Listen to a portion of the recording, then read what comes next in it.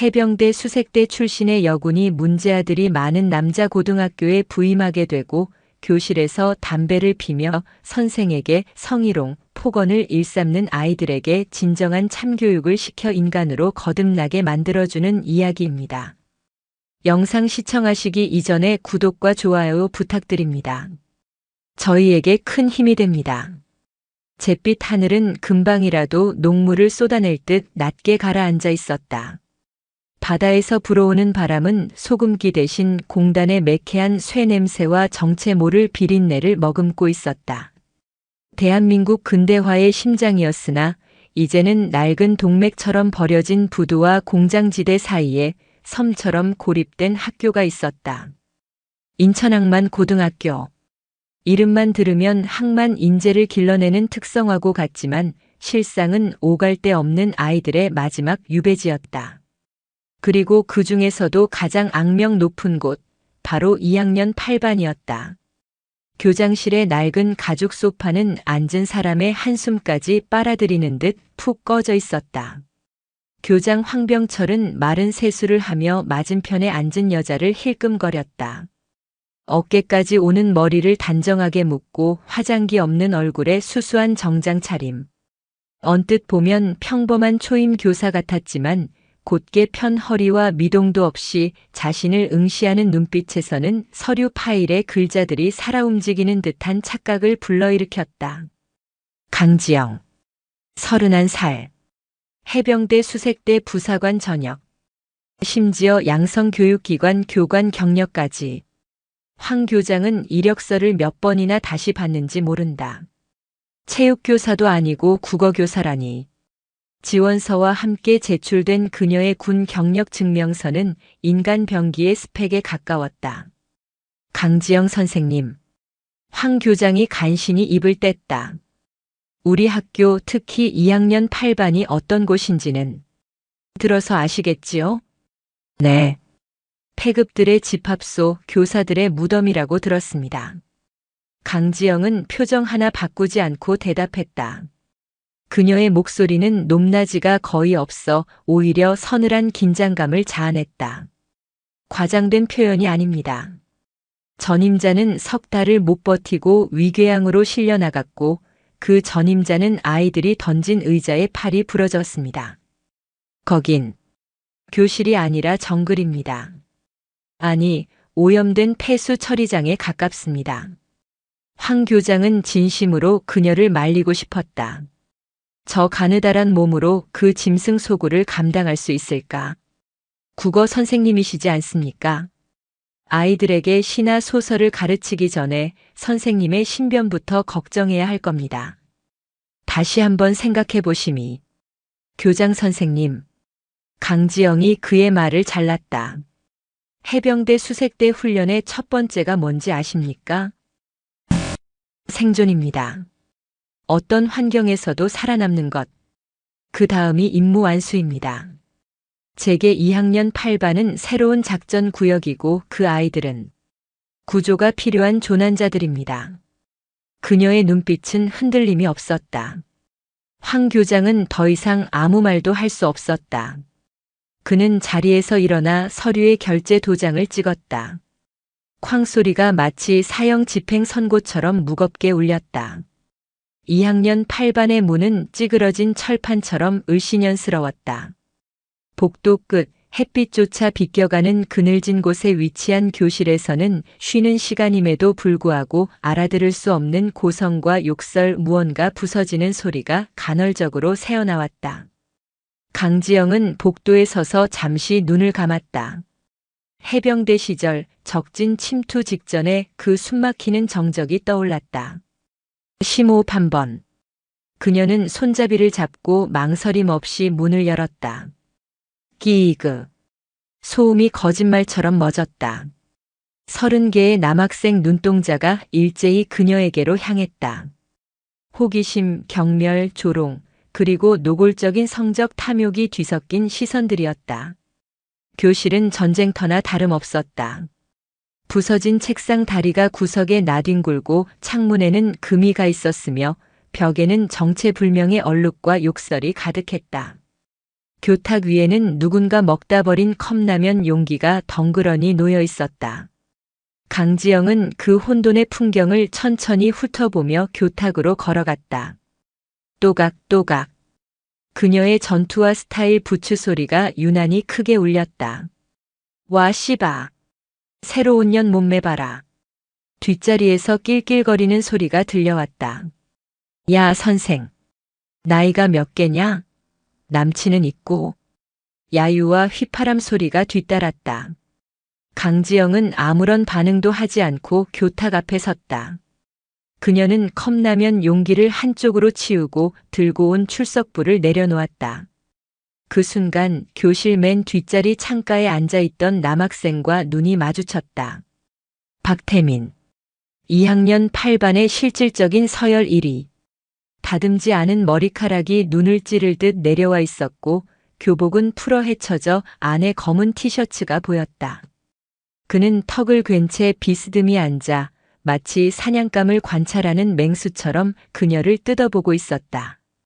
그의 눈에는 조롱이나 호기심 대신 차가운 경계심과 권태가 서려 있었다. 조용히. 강지영의 첫마디였다. 그 목소리는 교실의 소음을 단번에 얼어붙게 할 만큼의 냉기를 품고 있었다. 하지만 그 정적은 길지 않았다. 박태민의 옆자리에 앉아있던 덩치 큰 학생이 자리에서 벌떡 일어났다. 이른바 행동대장 최동수였다. 뭐? 조용히? 야, 새로 왔으면 신고식부터 해야지. 우리 8반 룰도 몰라? 최동수가 음흉하게 웃으며 그녀에게 다가왔다. 선생님, 저희가 특별히 준비한 선물이 있는데 마음에 드실지 모르겠네. 그가 손짓하자 다른 학생 하나가 낡은 대걸레를 들고 일어섰다. 대걸레 끝에는 더러운 걸레가 축 늘어져 있었다. 성희롱의 의미가 다분한 저열한 신고식이었다. 아이들의 낄낄거리는 소리가 다시 커졌다. 선생님, 저희랑 같이 춤 한번 추시죠. 블루스 타임 어떠십니까? 최동수가 대걸레를 그녀의 앞으로 쑥 내밀었다. 박태민은 여전히 턱을 괜 채 이 모든 상황을 무표정하게 지켜보고 있었다. 강지영의 반응을 시험하는 듯 했다. 강지영은 최동수를 보았다. 그리고 그가 내민 대걸레를 보았다. 그녀의 입가에 처음으로 희미한 미소가 떠올랐다. 하지만 그 미소는 따뜻함과는 거리가 먼 얼음장 같은 것이었다. 블루스? 그녀가 나직이 되물었다. 나는 탱고를 더 좋아하는데. 말이 끝나기 무섭게 강지영의 몸이 움직였다. 그녀는 최동수가 내민 대걸레 자루를 왼손으로 낚아챘다. 순식간에 벌어진 일에 최동수의 눈이 휘둥그레졌다. 강지영은 대걸레 자루를 지렛대 삼아 그의 몸을 자기 쪽으로 끌어당기는 동시에 오른발로 그의 발목을 정확하게 걸었다. 중심을 잃은 최동수의 거구가 앞으로 고꾸라졌다. 강지영은 그가 넘어지는 힘을 역이용해 그의 팔을 등 뒤로 꺾었다. 우두둑 소름 끼치는 소리와 함께 최동수의 입에서 비명이 터져나왔다. 크악! 강지영은 꺾은 팔을 놓지 않은 채 그의 목덜미를 눌러 바닥에 완전히 제압했다. 그리고는 그의 귓가에 속삭였다. 얼음 송곳처럼 차가운 목소리였다. 이게 탱고의 기본 스텝이야. 리드하는 사람이 있으면 파트너는 따라와야지. 안 그래? 교실은 물을 끼얹은 듯 조용해졌다. 아이들은 눈앞에서 벌어진 일을 믿을 수 없다는 듯 입을 벌리고 있었다. 울거나 소리 지르며 도망갈 것이라 예상했던 여선생이 2학년 8반의 행동대장을 단 3초 만에 바닥에 처박아 버렸다. 강지영은 최동수를 제압한 채 천천히 고개를 들어 여전히 같은 자세로 앉아있는 박태민을 응시했다. 박태민의 눈이 처음으로 가늘어졌다. 권태롭던 그의 얼굴에 흥미라는 감정이 아주 옅게 스쳐 지나갔다. 나는 오늘부터 너희들의 담임이 된 강지영이다. 그녀는 교실 전체를 향해 선포했다. 그리고 여기는 더 이상 폐수 처리장이 아니다. 오늘부로 여기는 내 작전 구역이다. 내 구역에서는 내 규칙을 따른다. 불만 있나? 아무도 대답하지 못했다. 바닥에 쓰러진 최동수의 신음소리만이 정적을 채울 뿐이었다. 강지영은 최동수의 팔을 탁 놓고 자리에서 일어났다. 그리고는 교탁으로 돌아와 출석부를 펼쳤다. 첫 번째 규칙. 수업 종이 치면 모두 자리에 앉는다. 때마침 본관에서 수업 시작을 알리는 종소리가 희미하게 들려왔다. 아이들은 움찔거리며 서로의 눈치만 살폈다. 강지영이 출석부에서 눈을 떼고 다시 한번 교실을 둘러보았다. 앉아. 그 한마디에 아이들은 마치 조건반사처럼 허둥지둥 제자리로 돌아가 앉기 시작했다. 끙끙거리며 일어난 최동수마저도 제자리로 돌아가 씩씩거렸다. 오직 한 사람 박태민만이 움직이지 않았다. 그는 여전히 턱을 괜 채 삐딱한 자세로 강지영을 노려보고 있었다. 마치 넌 나를 통제할 수 없어라고 온몸으로 말하는 듯 했다. 강지영은 그를 향해 걸어갔다. 또각또각. 그녀의 구두 소리가 박태민의 책상 앞에서 멈췄다. 이름. 이름이 뭐지? 박태민은 피식 웃으며 고개를 들었다. 왜? 내 이름 따서 딸이라도 치게? 지독한 모욕이었다. 교실의 공기가 다시 한번 얼어붙었다. 몇몇은 침을 삼켰고 몇몇은 오히려 재미있다는 듯 눈을 빛냈다. 강지영은 눈 하나 깜짝하지 않았다. 그녀는 몸을 숙여 박태민의 눈높이에 자신을 맞췄다. 그리고는 누구도 예상하지 못한 행동을 했다. 그녀는 박태민의 책상 위 그의 이름이 적힌 스티커를 손가락으로 툭 쳤다. 박태민, 18. 아버지는 인천항 부두 노동자시고 어머니는 5년 전 가출. 폭력 전과 이범의 보호관찰 중. 그녀는 마치 그의 모든 것을 꿰뚫어 보고 있다는 듯 그의 정보를 나열했다. 입으로 하는 건 뭐든 자신 있나 보네. 그런데 그 입 보통은 가진 게 없거나 겁이 많은 녀석들이 마지막으로 휘두르는 무기지. 박태민의 얼굴에서 웃음기가 사라졌다. 그의 동공이 세차게 흔들렸다. 자신의 가장 깊은 곳, 누구에게도 들키고 싶지 않았던 상처를 정확하게 후벼 파였다. 내가 진짜 강한 놈이라면 그런 시시한 도발 대신 눈빛으로 말했을 거다. 강지영은 몸을 일으켰다. 일어서. 박태민. 그녀의 목소리에는 거부할 수 없는 힘이 실려 있었다. 박태민은 자기도 모르게 자리에서 벌떡 일어섰다. 앞으로 나 강지영에게 그리고 이 교실의 그 누구에게든 성적 모욕이나 인격적 모독을 하는 자는 내가 직접 인간이 무엇인지 다시 가르쳐 주겠다. 신체 구조부터 사회적 역할까지 아주 상세하게. 알아들었나? 그녀의 시선이 박태민을 넘어 교실 전체를 향했다. 대답. 네. 박태민의 입에서 기어들어가는 목소리가 나왔다.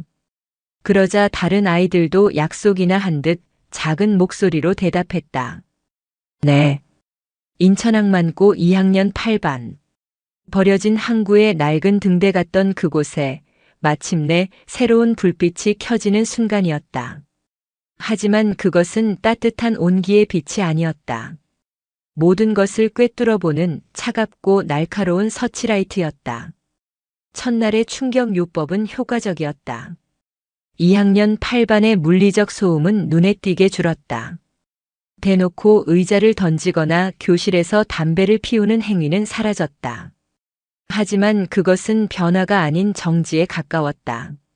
맹수들이 새로운 상위 포식자의 등장에 숨을 죽이고 상황을 관망하는 것과 같았다. 아이들은 여전히 굳게 닫힌 성벽 안에서 날카로운 눈으로 강지영을 주시하고 있었다. 강지영은 그들의 성벽을 무턱대고 부수려 하지 않았다.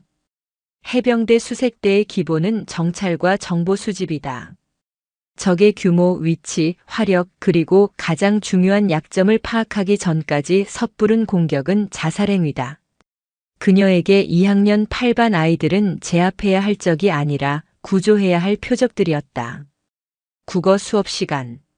강지영은 교과서 대신 얇은 유인물을 나눠주었다. 현대시 한 편이 전부였다. 제목, 작가 다 지웠다. 그냥 읽고 아무거나 느껴지는 걸 한 문장이라도 써봐. 욕도 좋고 그림도 좋다. 단 백지는 내지 마. 백지는 나는 아무 생각이 없는 식물인간입니다 라는 뜻으로 받아들이겠다. 아이들은 투덜거리면서도 유인물을 받아들었다. 대부분은 엎드려 자거나 멍하니 창밖만 바라봤다. 하지만 강지영은 그 모습조차 놓치지 않고 관찰했다. 누가 누구와 눈빛을 교환하는지, 누가 완전히 고립되어 있는지, 누구의 손끝이 미세하게 떨리고 있는지. 그녀의 시야는 360도 레이더처럼 교실 전체를 스캔하고 있었다. 그녀의 시선이 한 곳에 머물렀다. 교실 앞쪽 구석 창가 자리. 늘 고개를 숙이고 있어 얼굴조차 제대로 보기 힘든 학생이었다. 김진우. 출석부 사진 속 그는 겁에 질린 사슴 같은 눈을 하고 있었다. 왜소한 체격에 맞지 않게 헐렁한 교복은 마치 남의 옷을 빌려 입은 듯 했다. 그는 8반의 공식적인 먹이었다. 쉬는 시간이면 최동수 무리에게 둘러싸여 돈을 뜯기고 복도에서 어깨를 부딪혔다는 이유만으로 발길질을 당했다. 하지만 그는 단 한 번도 저항하거나 소리 지르지 않았다. 그저 모든 폭력을 묵묵히 받아낼 뿐이었다.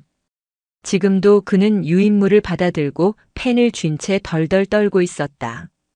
백지를 내면 안 된다는 강지영의 말이 그에게는 거대한 압박으로 다가오는 듯 했다. 그의 주변에는 보이지 않는 벽이 있었다. 누구도 그에게 말을 걸지 않았고 그 역시 누구와도 눈을 마주치지 못했다.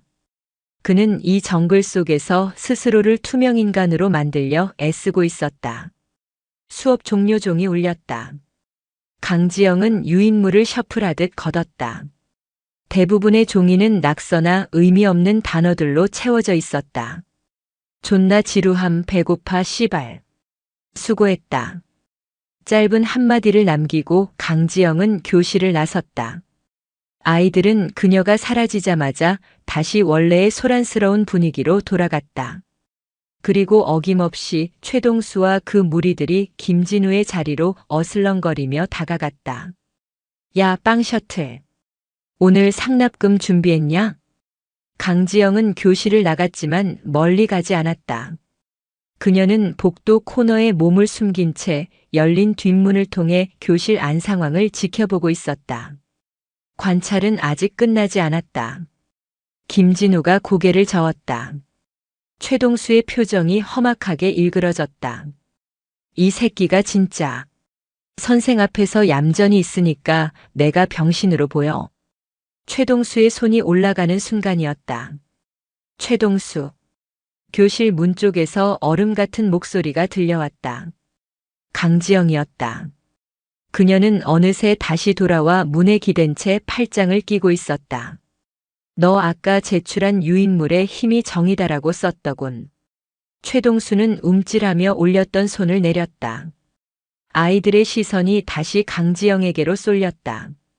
멋진 말이야. 마키아벨리도 비슷한 말을 했지. 그런데 말이다. 강지영이 천천히 교실 안으로 걸어 들어왔다. 내가 말하는 힘이라는 게 고작 그거냐? 너보다 약한 놈을 괴롭히고 돈 몇 푼 빼앗는 거? 그건 힘이 아니라 발악이라고 하는 거다. 동네 양아치나 하는 짓이지. 그녀는 최동수 앞에 멈춰 섰다.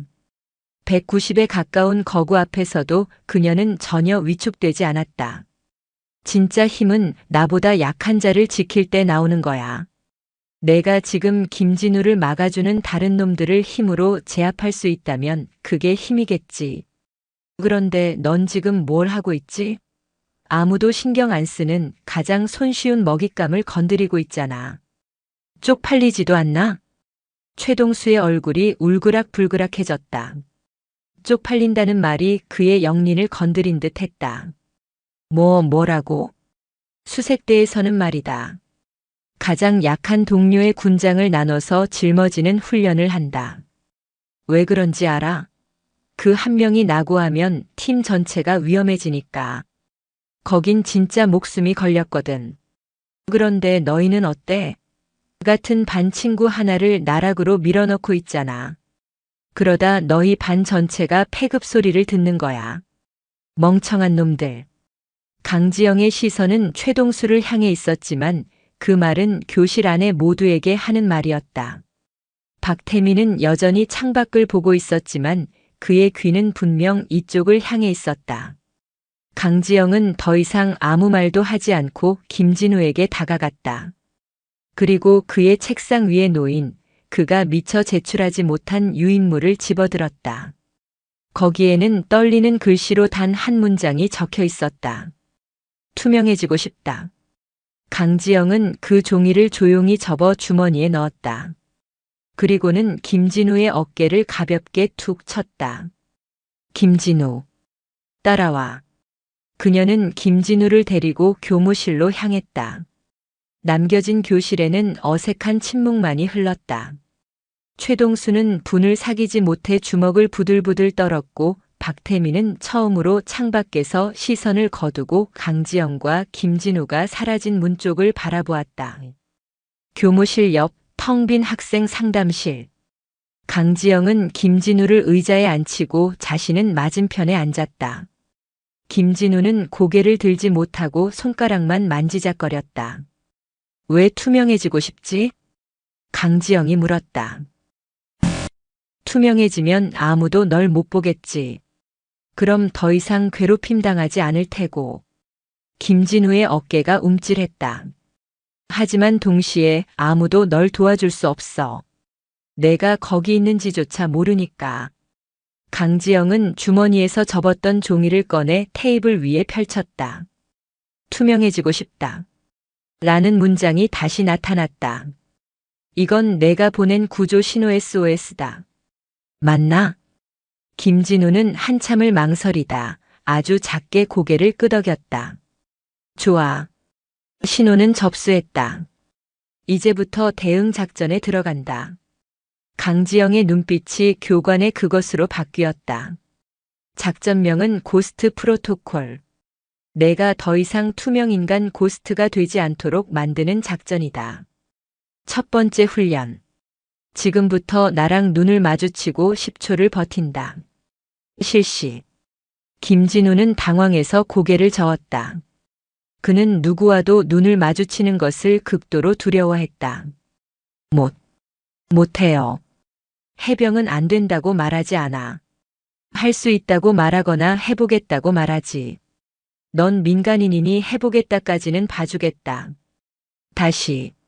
눈 마주치고 10초. 실패하면 성공할 때까지 반복한다. 강지영의 목소리는 단호했다. 김진우는 울며 겨자 먹기로 천천히 고개를 들었다. 강지영의 깊고 흔들림 없는 눈동자와 마주쳤다. 1초, 2초. 김진우의 시선이 불안하게 흔들렸다. 그는 금방이라도 시선을 피하고 싶었지만 강지영의 눈은 마치 자석처럼 그의 시선을 붙잡고 놓아주지 않았다. 5초, 6초. 그의 온몸이 땀으로 젖는 것 같았다. 하지만 이상하게도 그녀의 눈빛에서는 비난이나 동정이 아닌 너는 할 수 있다는 단단한 믿음이 느껴졌다.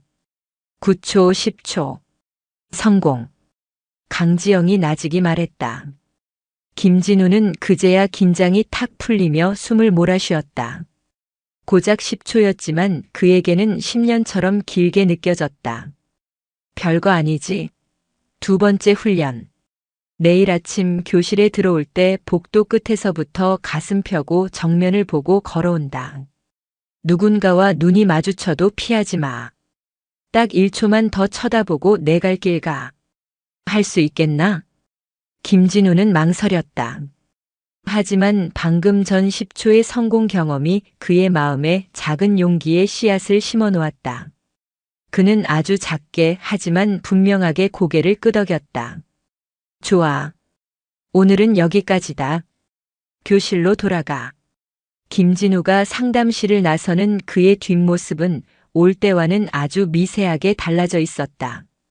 축 처져 있던 어깨가 아주 조금 펴져 있었다.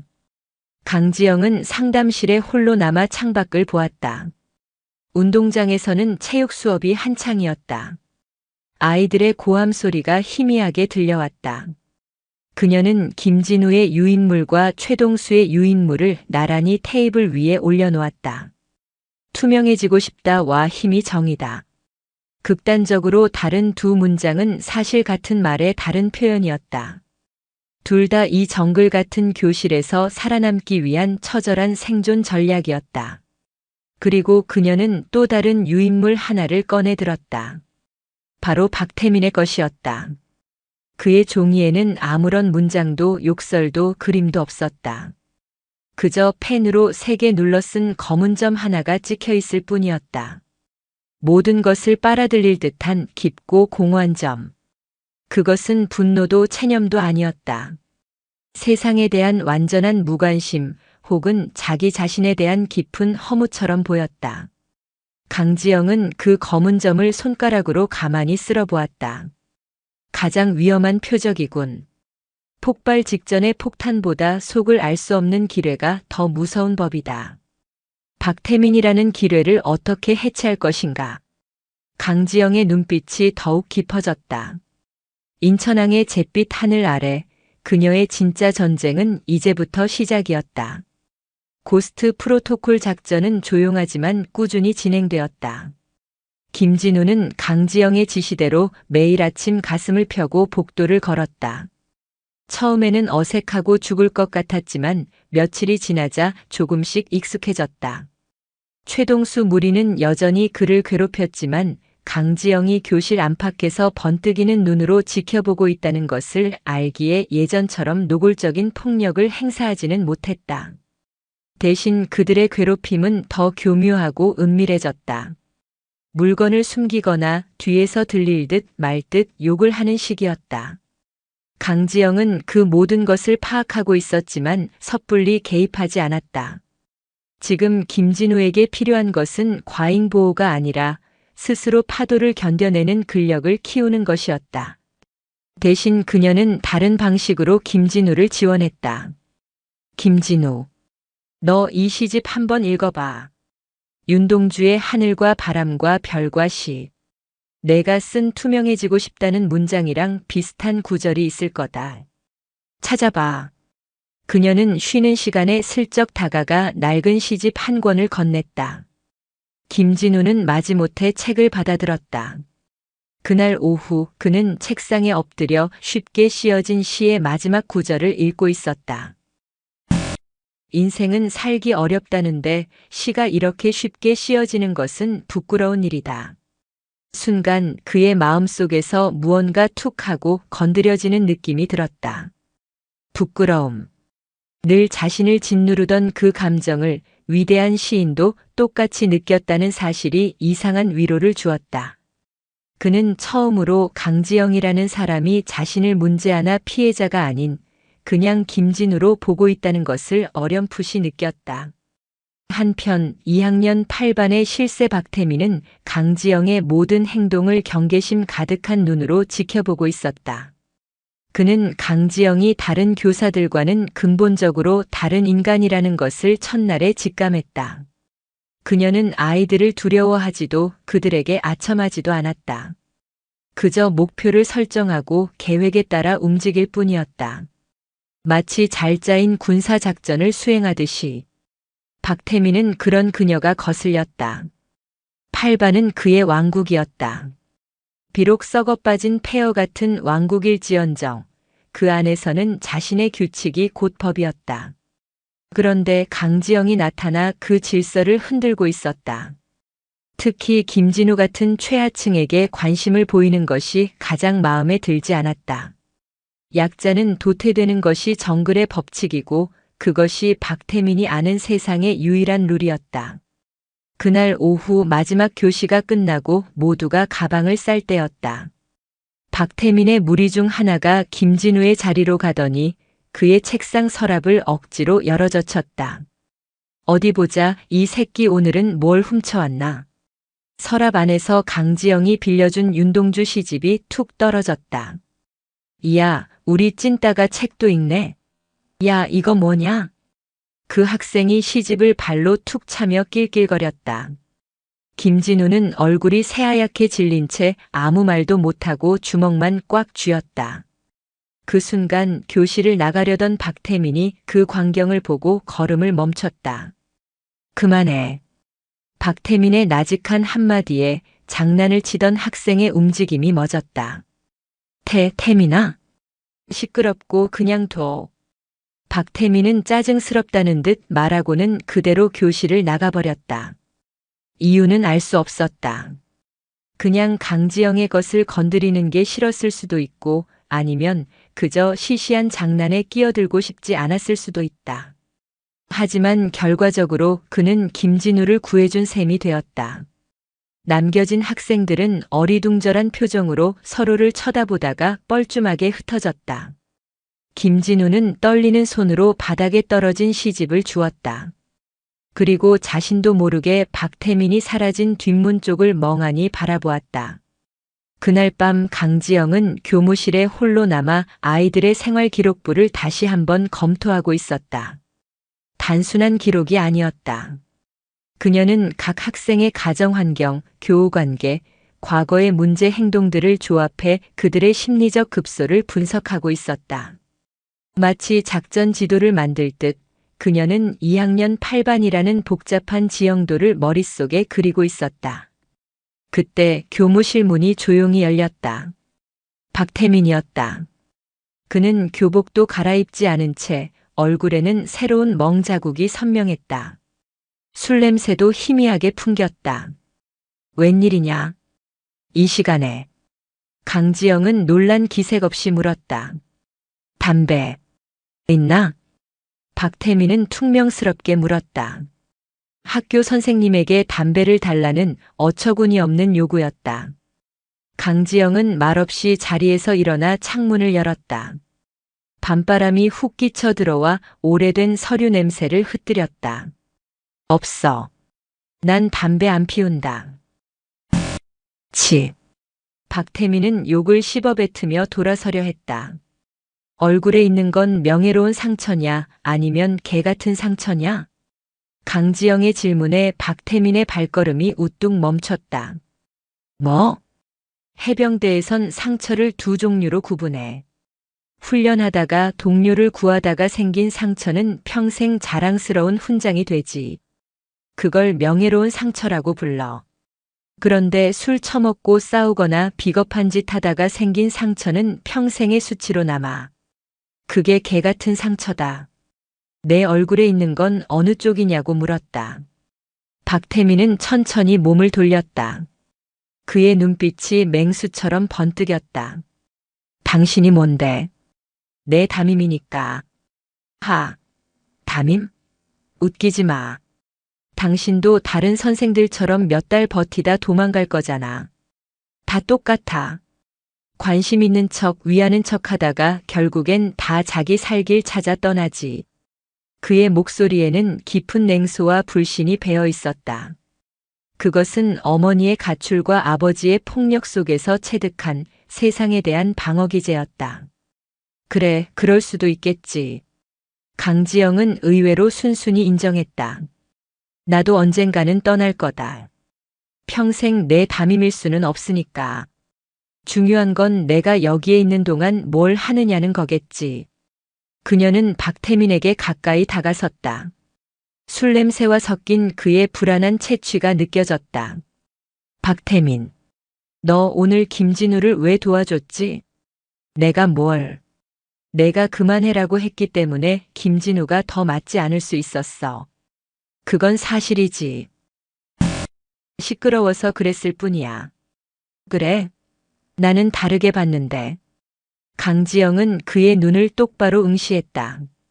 너는 내가 만든 양육강식이라는 규칙이 깨지는 게 두려운 거야. 내가 김진우 같은 최약체를 변화시키면 내가 서 있는 세상의 기반이 흔들리니까. 그래서 넌 내 방식대로 질서를 유지하고 싶었던 거지. 내가 아니라 내가 김진우의 생사여 탈권을 쥐고 있다는 걸 보여주려고. 맞나? 박태민은 아무 말도 하지 못했다. 강지영은 그의 심리를 정확하게 꿰뚫고 있었다. 그는 혼란스러웠다. 이 여자는 대체 정체가 뭘까? 왜 자신을 이토록 집요하게 파고드는 것일까? 내가 가진 힘, 그 분노 나쁘지 않아. 좋은 연료가 될 수 있지. 그런데 지금 너는 그 연료를 내 자신을 태우는 데 쓰고 있어. 강지영은 손을 뻗어 그의 어깨를 가볍게 잡았다. 박태민은 자기도 모르게 몸을 움찔했다. 누군가의 따뜻한 손길이 닿은 것이 얼마 만인지 기억조차 나지 않았다. 언제까지 아버지의 그림자 속에서 도망간 어머니의 원망 속에서 살 건가? 그건 내 인생이 아니야. 그건 그냥 찌꺼기지. 닥쳐. 박태민이 그녀의 손을 거칠게 뿌리쳤다. 당신이 뭘 안다고 함부로 짓거려? 그의 눈시울이 붉어져 있었다. 굳게 닫아두었던 상처의 문이 강제로 열린 듯 그는 통제 불능의 분노에 휩싸였다. 그는 당장이라도 눈앞의 여자를 때려 눕히고 싶었다. 하지만 이상하게도 몸이 움직이지 않았다. 그녀의 눈이 조금도 흔들리지 않는 그 눈이 그의 모든 폭력성을 억누르고 있었다. 그래, 나는 아무것도 모른다. 강지영은 한 걸음 물러서며 말했다. 하지만 이건 알아. 너 이대로 가다간 진짜 폐급이 된다는 거. 내가 그토록 경멸하는 아버지처럼 혹은 그보다 더 최악으로. 그렇게 되고 싶나? 그녀의 마지막 말은 비수처럼 박태민의 가슴에 박혔다. 아버지처럼. 그것은 그가 가장 두려워하는 저주였다. 박태민은 더 이상 아무 말도 하지 않고 도망치듯 교무실을 뛰쳐나갔다. 복도를 울리는 그의 거친 발소리가 멀어졌다. 강지영은 그가 사라진 문을 잠시 바라보다가 다시 창가로 다가섰다. 저 멀리 인천항의 크레인들이 거대한 십자가처럼 어둠 속에 서 있었다. 항구의 밤은 깊고 고요했지만 2학년 8반이라는 작은 세계에서는 이제 막 거친 파도가 일기 시작하고 있었다. 박태민의 마음속에 아주 작지만 분명한 균열이 생겨났다. 강지영은 그 균열의 시작점을 놓치지 않았다. 이제부터가 진짜 침투작전의 시작이었다. 박태민은 잠을 설쳤다. 강지영이 그의 가슴에 꽂아 넣은 비수는 밤새 그의 내장을 헤집어 놓았다. 아버지처럼 될 거다. 그 말은 저주가 되어 귓가를 맴돌았다. 다음 날 학교에 나타난 그는 평소보다 더 날카롭고 음울한 기운을 내뿜었다. 마치 상처 입은 늑대가 주변의 모든 것을 경계하듯 그의 눈빛에는 누구든 다가오면 물어뜯어버리겠다는 살기가 서려 있었다. 그의 변화를 가장 먼저 감지한 것은 최동수를 위시한 그의 무리들이었다. 그들은 박태민의 눈치를 살피며 평소처럼 김진우를 괴롭히거나 시시덕거릴 엄두를 내지 못했다. 박태민이 만들어낸 저기압은 2학년 8반 전체를 짓눌렀다. 강지영이 교실에 들어섰을 때 그녀는 그 무겁게 가라앉은 공기를 즉시 감지했다. 그녀는 아무 말 없이 교탁에 섰다. 그리고는 빔 프로젝터를 켰다. 스크린에 나타난 것은 거친 파도가 몰아치는 갯벌과 해안선의 위성 사진이었다. 오늘 수업은 이걸로 한다. 강지영이 스크린을 가리켰다. 팀 프로젝트다. 주제는 생존. 여러분이 만약 저런 무인도의 단체로 표류하게 됐을 때 어떻게 살아남을 것인지 구체적인 계획을 세워서 발표하는 거다. 식수 확보, 식량 조달, 은신처 건설, 구조 신호 방법까지. 4인 1조. 조는 내가 정한다. 교실이 순간 술렁였다. 아, 씨바, 귀찮게 그걸 왜 해? 그냥 굶어 뒤지지. 투덜거리는 소리가 여기저기서 터져 나왔다.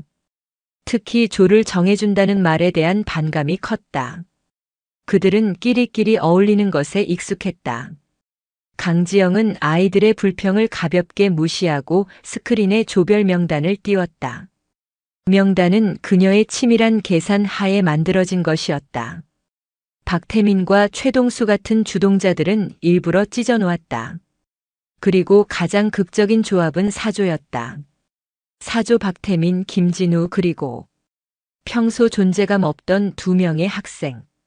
명단을 본 순간 박태민의 얼굴이 싸늘하게 굳었다. 교실 전체가 경악했다. 왕과 노예를 한 팀으로 묶어버린 것이나 다름없었다. 최동수는 선생님 이건 아니죠. 라며 대놓고 항의했지만 강지영은 눈 하나 깜짝하지 않았다. 이해 있나?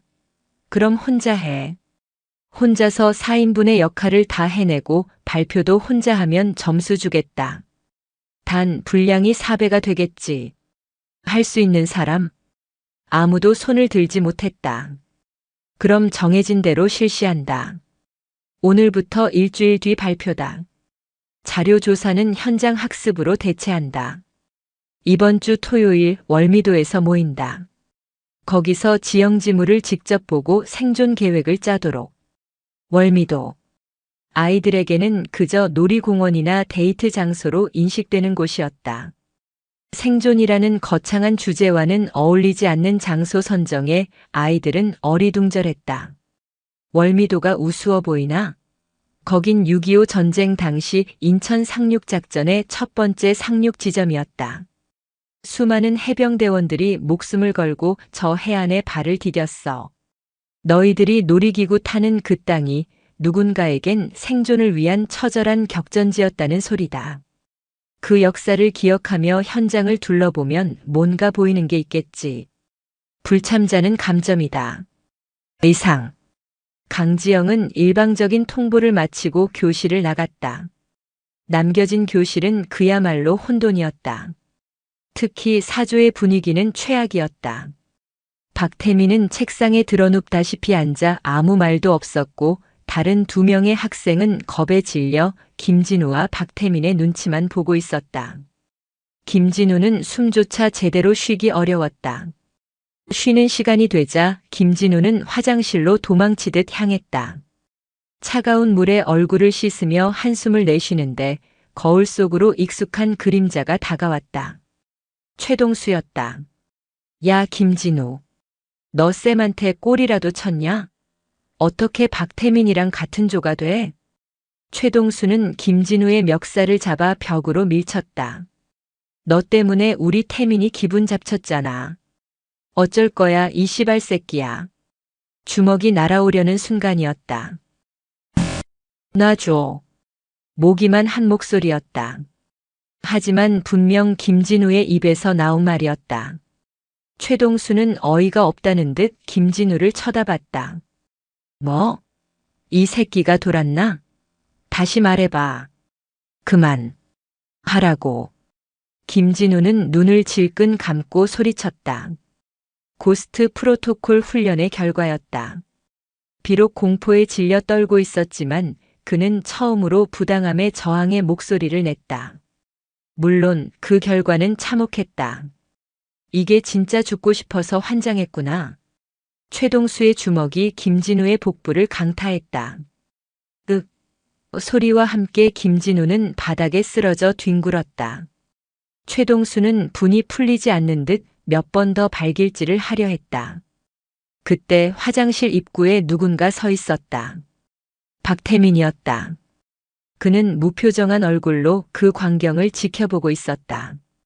최동수는 흠칫하며 발길질을 멈췄다. 태민아. 이 새끼가 너한테 기어오르잖아. 내가 대신 손봐주려고. 박태민은 아무 말 없이 최동수를 지나쳐 세면대 앞으로 갔다. 그리고는 손을 씻기 시작했다. 마치 화장실에 최동수와 김진우는 존재하지 않는다는 듯이. 하지만 그의 존재 자체만으로도 폭력은 중단되었다. 최동수는 더 이상 김진우를 건드리지 못하고 씩씩거리며 화장실을 나갔다. 홀로 남은 박태민은 거울을 통해 바닥에 쓰러져 신음하는 김진우를 보았다. 그는 아무 말도 아무 행동도 하지 않았다. 하지만 그의 눈빛 깊은 곳에서 아주 미세한 파문이 일고 있었다. 약자는 도태된다. 그가 믿어온 세상의 법칙. 그런데 강지영은 그 법칙을 거슬러 약자를 일으켜 세우려 하고 심지어 그 약자 스스로가 법칙에 저항하려다 깨지고 있었다. 혼란스러웠다. 무엇이 맞는 것인지 이 상황을 어떻게 받아들여야 할지 알 수 없었다. 그는 손을 다 씻고 바닥에 떨어진 김진우의 안경을 발끝으로 툭 밀어주고는 그대로 화장실을 나갔다. 직접 주워주지는 않았지만 짓밟고 가지도 않았다. 그것이 지금 박태민이 할 수 있는 최선의 표현이었다. 토요일, 약속 장소인 월미도 선착장. 강지영은 약속 시간 10분 전부터 나와 학생들을 기다리고 있었다. 하나둘씩 학생들이 모여들었다. 대부분은 현장 학습이 아니라 놀러온 복장이었다. 그들 중에는 박태민도 있었다. 안 나올 것이라는 예상을 깨고 그는 약속 시간에 맞춰 나타났다. 물론 얼굴에는 세상 귀찮다는 표정을 하고 있었지만, 하지만 김진우의 모습은 보이지 않았다. 10분이 지나고 20분이 지나도 그는 오지 않았다. 아이들이 웅성거리기 시작했다. 쌤, 김진우 안 오는데요? 그냥 우리끼리 시작하죠. 강지영은 아무 말 없이 휴대폰을 꺼내 전화를 걸었다. 신호는 갔지만 받지 않았다. 그녀의 미간이 살짝 찌푸려졌다. 그녀는 박태민을 쳐다보았다. 박태민은 애써 그녀의 시선을 외면했다. 기다린다. 강지영의 단호한 말에 아이들의 불평이 쏟아졌다. 아, 왜요? 걔 하나 때문에 우리까지 시간 낭비해야 해요? 팀 프로젝트라고 했다. 전원 참석이 원칙이야. 해병대에서는 낙오한 동료를 버리고 가지 않아. 그 동료를 구출하거나 아니면 시신이라도 수습해서 돌아온다. 그게 팀이다. 그녀의 말에 교실과는 다른 무게감이 실려 있었다. 아이들은 더 이상 불평하지 못하고 입을 다물었다. 시간은 계속 흘러갔다. 30분, 40분. 모두가 지쳐갈 무렵 저 멀리서 누군가 절뚝거리며 다가오는 모습이 보였다. 김진우였다. 얼굴에는 어제 맞은 멍이 시퍼렇게 들어있었고 옷차림도 엉망이었다. 죄송합니다. 김진우는 숨을 헐떡이며 고개를 숙였다. 버스를 잘못 타서. 누가 봐도 거짓말이었다. 집에서 나오기까지 수백 번 망설이고 두려움과 싸우다 겨우 발을 뗀 것이 분명했다. 최동수를 비롯한 몇몇 아이들이 비웃음을 터뜨렸다. 병신, 버스도 제대로 못 타냐? 강지영은 김진우에게 다가가 그의 어깨를 살폈다. 괜찮나? 네, 괜찮습니다. 좋아. 늦었지만 왔다는 게 중요하다. 사조, 이제 인원 다 모였군. 그녀는 아무 일 없었다는 듯 박태민과 김진우가 포함된 사조를 바라보았다. 너희 조의 첫 번째 미션이다. 지금부터 1시간 동안 월미도 공원 전망대에 올라가서 주변 지형을 정찰하고 식수와 식량을 구할 만한 곳을 3군데 이상 찾아 지도에 표시해 와. 그리고 가장 중요한 것. 강지영은 김진우와 박태민을 번갈아 보며 말했다. 조원 중 한 명이라도 낙오시키지 마라. 특히 몸이 불편한 조원은 알아서 챙겨. 이건 너희 조 전체의 생존 능력을 평가하는 거다. 실시. 박태민의 표정이 일그러졌다. 절뚝거리는 김진우를 챙기라는 노골적인 지시였다. 그는 욕을 씹어뱉으며 먼저 앞서 걸어갔다. 다른 조원 2명도 어쩔 수 없이 그 뒤를 따랐다. 김진우만이 홀로 남아 어쩔 줄 몰라 했다. 가봐. 강지영이 그의 등을 가볍게 밀었다. 내가 있어야 사조가 미션을 완수할 수 있어. 너는 더 이상 투명인간이 아니야. 팀의 일원이다. 김진우는 비틀거리며 박태민의 뒤를 따랐다. 멀어져가는 4사람의 뒷모습은 위태롭기 짝이 없었다. 마치 금방이라도 부서질 듯한 뗏목 같았다. 하지만 강지영은 그저 묵묵히 지켜볼 뿐이었다. 균열이 생긴 댐은 작은 물줄기로 시작해 결국 거대한 둑을 무너뜨린다. 박태민이라는 견고한 댐에 김진우라는 작은 물줄기가 이제 막 닿기 시작했다. 그 파문이 어떤 결과를 가져올지 그녀는 조용히 관측하고 있었다. 월미도 전망대로 향하는 길은 생각보다 가팔랐다. 박태민은 보란듯이 휙휙 앞서 나갔고 다른 두 조원도 그를 놓칠세라 허겁지겁 따라갔다. 자연스럽게 김진우만이 뒤처졌다. 그는 절뚝거리는 다리로 비탈길을 오르며 몇 번이나 넘어질 뻔했다. 그때마다 비웃음 소리가 들려오는 듯했다. 전망대 아래 벤치에 먼저 도착한 박태민은 이어폰을 귀에 꽂고 앉아 있었다. 세상 만사가 귀찮다는 태도였다. 잠시 후 헐떡이며 도착한 김진우가 그의 눈치를 보며 멀찍이 섰다. 어색한 침묵이 흘렀다. 야. 박태민이 이어폰을 빼며 입을 열었다. 너 쟤들한테 맞고 다니는 거 재밌냐? 뭐? 불쌍한 척해서 선생 관심이라도 끌려는 거냐고. 내가 그렇게 빌빌거리니까 쟤들이 더 신나서 날뛰는 거 몰라. 진짜 병신 같아. 차가운 독설이었다. 김진우의 얼굴이 하얗게 질렸다.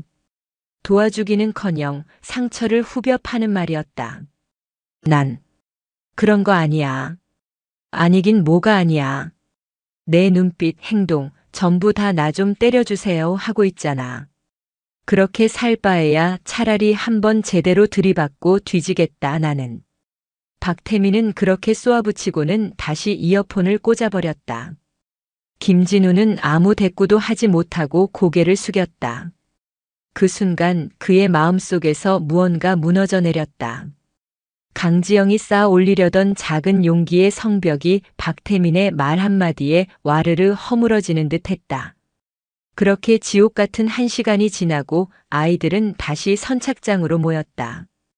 대부분의 조는 인터넷에서 검색한 내용을 대충 베껴 지도에 표시해왔다.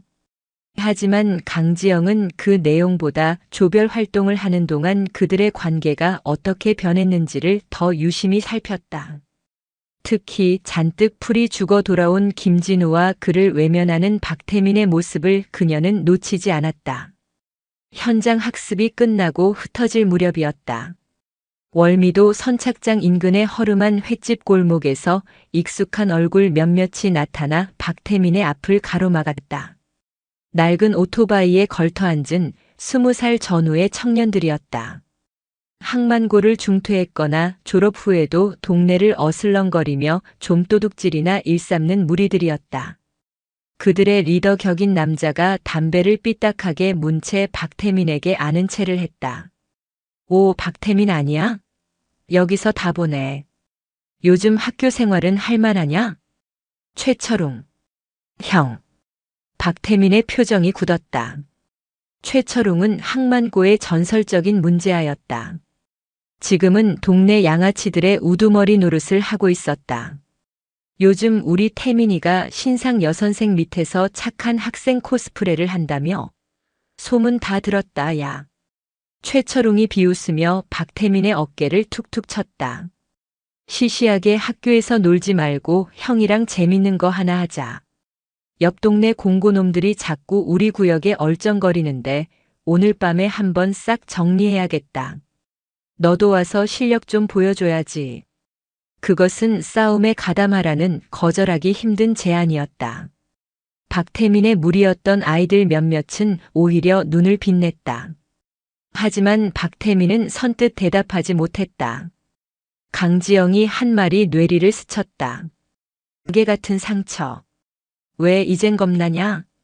그 선생이 무서워? 최철웅이 그의 자존심을 긁었다. 바로 그때였다. 내 학생에게 볼 일 있나? 강지영이 어느새 그들 뒤에 서 있었다. 그녀는 흩어지는 학생들을 지켜보다가 이 상황을 발견하고 다가온 것이었다. 최철웅 무리의 시선이 일제히 그녀에게로 향했다. 오호라, 이분이 그 유명한 해병대 출신 여선생? 몸매는 좋네. 우리랑도 한번 놀아주나? 노골적인 희롱과 함께 저열한 웃음소리가 터져나왔다. 8반 아이들은 긴장한 채 상황을 지켜봤다. 박태민은 주먹을 꽉 쥐었다. 박태민 포함 네 학생들은 지금부터 집으로 돌아간다. 길 막지 말고 비켜. 강지영의 목소리는 차분했지만 그 안에는 날 선 경고가 담겨 있었다. 싫다면? 최철웅이 오토바이에서 내려 그녀의 앞으로 다가섰다. 180이 넘는 키에 온몸에 문신을 한 위협적인 모습이었다. 선생이 여자라고 우리가 봐줄 것 같아? 여긴 학교가 아니야. 그가 강지영의 어깨를 밀치려 손을 뻗는 순간이었다. 강지영의 몸이 반사적으로 움직였다. 그녀는 최철웅의 손목을 낚아채는 동시에 그의 몸 안쪽으로 파고들었다. 그리고는 그의 팔꿈치 관절을 어깨 위로 꺾어 올렸다. 군대에서 가르치는 대인 격투술의 기본 동작이었지만 그 속도와 정확성은 차원이 달랐다. 끄악! 비명과 함께 최철웅의 몸이 꺾였다. 강지영은 그의 팔을 제압한 채 그의 귓가에 속삭였다. 너 같은 놈들 내가 교관 시절에 수백 명은 더 봤다. 허세만 가득 차서 진짜 싸움이 뭔지도 모르는 애송이들. 너희들이 하는 건 싸움이 아니라 그냥 객기야. 결과도 책임 못 지는.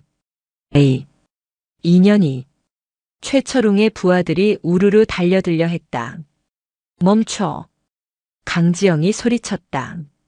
그 목소리는 훈련 교관의 위엄이 서려 있어 달려들던 양아치들의 발을 순간 멈칫하게 만들었다. 너희 지금 여기서 나 건드리면 어떻게 되는지 알아? 특수폭행, 공무집행방해.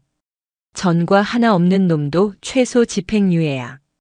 지금 너희 리더는 내 손에 있고 주변엔 CCTV도 많지. 그리고 너희가 가장 무서워하는 경찰에 신고하는 데는 10초도 안 걸려. 너희 인생 여기서 끝내고 싶나? 그녀는 물리적인 힘뿐만 아니라 상황의 본질과 결과를 정확히 짚어 그들의 이성을 마비시켰다. 양아치들은 어쩔 줄 몰라 하며 서로 눈치만 봤다. 그들은 폭력에는 익숙했지만 이런 식의 상황 통제에는 속수무책이었다. 강지영은 최철웅을 거칠게 밀쳐냈다. 내 학생들한테 다시 한번 얼쩡거리면 그땐 경찰서에서 보게 될 거다. 알아들었으면 당장 꺼져. 최철웅은 꺾였던 팔을 부여잡고 분한 표정으로 강지영을 노려봤다. 하지만 감히 대들지는 못했다. 그는 욕설을 내뱉으며 부하들을 이끌고 오토바이를 타고 사라졌다. 골목에는 정적만이 남았다. 2학년 8반 아이들은 눈앞에서 벌어진 일을 멍하니 바라볼 뿐이었다. 특히 박태민의 충격은 가장 커 보였다. 그는 늘 힘이 최고라고 믿었다. 주먹과 폭력. 하지만 강지영은 다른 종류의 힘을 보여주었다. 상황을 장악하는 통제력, 상대의 심리를 파고드는 전략, 그리고 무엇보다 자신의 학생을 지키려는 흔들림 없는 의지. 강지영은 흐트러진 옷매무새를 바로잡고 학생들을 향해 말했다. 뭘 보고 있나? 해산. 조심히들 들어가. 아이들은 약속이라도 한 듯 뿔뿔이 흩어졌다. 박태민도 말없이 돌아서서 걸음을 옮겼다. 그의 머릿속은 터질 것처럼 복잡했다. 강지영이 최철웅에게 했던 말들이 계속 맴돌았다. 객기, 책임, 인생. 그가 버스 정류장으로 향하는 길목에서 누군가 그를 따라왔다. 김진우였다. 왜 따라와? 박태민이 퉁명스럽게 물었다. 고맙다. 뭐가? 아까 전망대에서 내가 한 말 맞으니까. 김진우는 고개를 숙인 채 말했다. 나 진짜 병신 같아. 맞고만 있는 것도 불쌍한 척하는 것도 다 맞는 말이야. 그래서 고마웠어. 그렇게라도 말해줘서. 박태민은 아무 말도 하지 않았다. 김진우의 말은 예상 밖이었다. 비난이 아니라 오히려 감사 인사라니. 김진우는 더 이상 아무 말 없이 꾸벅 인사를 하고는 반대 방향으로 절뚝이며 사라졌다. 박태민은 홀로 남아 사라지는 그의 뒷모습을 한참 동안 바라보았다. 계획에 없던 외부의 상륙은 2학년 8반이라는 섬에 예기치 못한 변화를 가져왔다. 박태민의 견고했던 세계관에 또 하나의 큰 균열이 생겼고 늘 움츠려 있던 김진우는 처음으로 자신의 상처를 정면으로 바라보기 시작했다.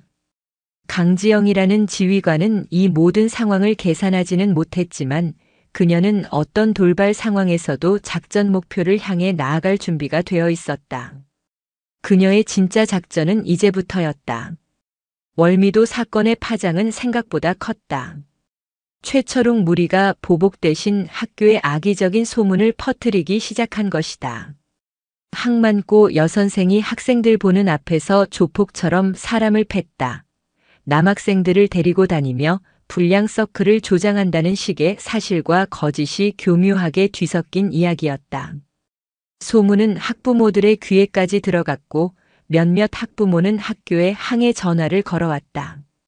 황병철 교장은 강지영을 교장실로 불렀다. 그의 얼굴에는 근심이 가득했다. 강 선생님, 일이 이렇게 커질 줄은 몰랐습니다. 물론 정당 방위였고 학생들을 보호하려던 마음은 이해합니다만 제가 책임지겠습니다. 강지영은 담담하게 말했다. 어떻게요? 지금 교육청에 민원이라도 들어가면 강 선생님의 교사 자격까지 문제가 될 수 있습니다. 그냥 조용히 사과하고 넘어가는 편이. 사과할 일은 하지 않았습니다. 저는 제 학생들을 위협하는 외부 세력으로부터 그들을 보호했을 뿐입니다. 그게 교사의 역할이라고 생각합니다. 강지영의 태도는 단호했다. 황 교장은 한숨을 내쉬었다. 그는 이 여교사가 보통 내기가 아니라는 것을 다시 한번 실감했다. 그녀는 자신의 신념을 위해서라면 교육청과의 마찰도 불사할 기세였다. 그날 이후 학교의 분위기는 뒤숭숭했다. 강지영에 대한 수군거림이 복도를 떠다녔고 다른 교사들조차 그녀를 슬슬 피하는 눈치였다. 하지만 정작 2학년 8반의 분위기는 기묘하게 차분했다. 월미도에서 강지영의 모습을 직접 목격한 아이들은 외부의 소문에 동요하지 않았다. 그들은 처음으로 우리 편이라고 부를 수 있는 어른을 본 참이었다. 가장 큰 변화를 겪고 있는 것은 박태민이었다.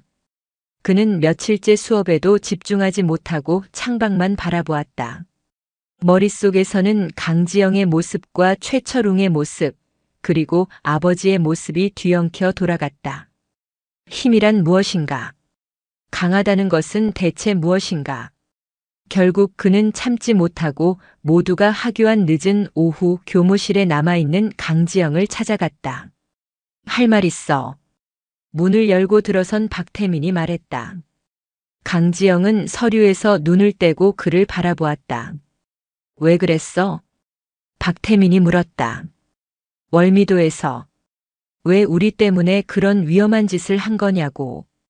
당신도 잘릴 수 있었잖아. 그냥 모른 척할 수도 있었는데 왜. 그것은 그가 태어나서 처음으로 타인에게 던지는 이해를 구하는 질문이었다. 강지영은 잠시 그를 바라보다 자리에서 일어나 말했다. 따라와. 그녀가 향한 곳은 학교 뒤편의 낡은 체육창고였다. 먼지 쌓인 매트와 녹슨 철봉이 있는 아무도 찾지 않는 공간이었다. 강지영은 창고 불을 켜고 낡은 뜀틀 위에 걸터 앉았다. 너 내가 왜 군대를 그만두고 교사가 됐는지 궁금해한 적 있나? 박태민은 대답 대신 그녀를 쳐다봤다. 교관 시절에 내 밑에 아주 아끼던 부사관 후보생이 하나 있었어. 강지영은 먼 곳을 보며 이야기를 시작했다. 이름은 이준서. 너처럼 깡도 있고 눈빛도 살아있는 녀석이었지. 가정 환경도 불우했고 세상에 대한 분노로 가득 차 있었어. 딱 너 같았지. 나는 그 녀석의 그 분노를 도끼로 바꿔주면 최고의 해병이 될 거라고 믿었어. 그래서 누구보다 혹독하게 훈련시켰지. 그녀의 목소리가 조금 잠겼다. 마지막 지옥주 훈련 때였어. 며칠 밤낮으로 잠도 못 자고 갯벌을 구르고 무거운 보트를 머리에 이고 수십 킬로를 행군하는 인간의 한계를 시험하는 훈련이지. 준서도 잘 버티고 있었어. 오히려 그 상황을 즐기는 것처럼 보였지. 그런데 마지막 날 마지막 훈련에서 일이 터졌어. 갯벌에서 IBS 고무보트를 머리에 이고 달리다 한순간에 정신을 놨던 모양이야. 보트를 놓쳤고 그 충격으로 옆에 있던 동기 하나가 머리를 심하게 다쳤지. 규정상으로는 즉시 훈련에서 퇴교 조치해야 했어. 하지만 난 그 녀석의 눈을 봤어. 여기서 포기하면 저는 끝입니다라고 말하는 절박한 눈빛을. 나는 그 눈빛을 외면할 수가 없었어. 한 번의 실수는 눈 감아주기로 했지. 그게 내 오만이었어. 강지영은 주먹을 꽉 쥐었다. 그날 밤 동기를 다치게 했다는 죄책감과 퇴교에 대한 두려움을 이기지 못한 준서는 스스로 목숨을 끊었어. 유서에는 단 한 줄만 적혀 있었지. 저는 역시 폐급입니다. 박태민은 숨을 죽였다. 폐급. 그들이 스스로를 그리고 서로를 부르던 그 단어였다. 나는 그 녀석을 살릴 수 있었어. 더 강하게 만드는 게 아니라 그냥 따뜻하게 한번 안아줬어야 했어. 괜찮다, 실수할 수도 있다. 너는 폐급이 아니다라고 말해줬어야 했어. 나는 최고의 교관이 되고 싶었지만 결국 내 욕심이 아끼던 부하 하나를 죽음으로 내몬 거야. 그녀의 눈에 눈물이 고였다. 강인해 보이기만 하던 지휘관의 가장 깊은 상처, 그녀의 비밀이었다. 그날 이후로 나는 군복을 벗었다. 총과 칼로 사람을 강하게 만드는 건 의미가 없다고 생각했어. 진짜 강함은 무너지지 않는 거야. 무너졌을 때 다시 일어설 수 있는 방법을 아는 거지. 나는 그걸 가르쳐 주지 못했어. 강지영은 고개를 들어 박태민을 보았다. 그래서 교사가 됐다. 너희들처럼 세상이 폐급이라고 손가락질하는 아이들을 만나기 위해서. 너희들이 스스로를 포기하지 않도록 옆에서 버텨주는 어른이 한 명쯤은 있어야 한다고 생각했으니까. 월미도에서 내가 한 행동은 위험한 짓이 아니야. 그건 죽은 준서에게 보내는 내 속죄고 너희들에게 하는 내 약속이야. 나는 절대로 너희를 먼저 포기하지 않겠다고. 창고 안에는 무거운 침묵이 흘렀다. 박태민은 아무 말도 할 수 없었다. 그는 처음으로 자신의 분노와 상처가 자신만의 것이 아님을 알았다. 눈앞에 저 여자 역시 깊은 상처와 죄책감을 안고 살아가는 똑같은 인간이었다.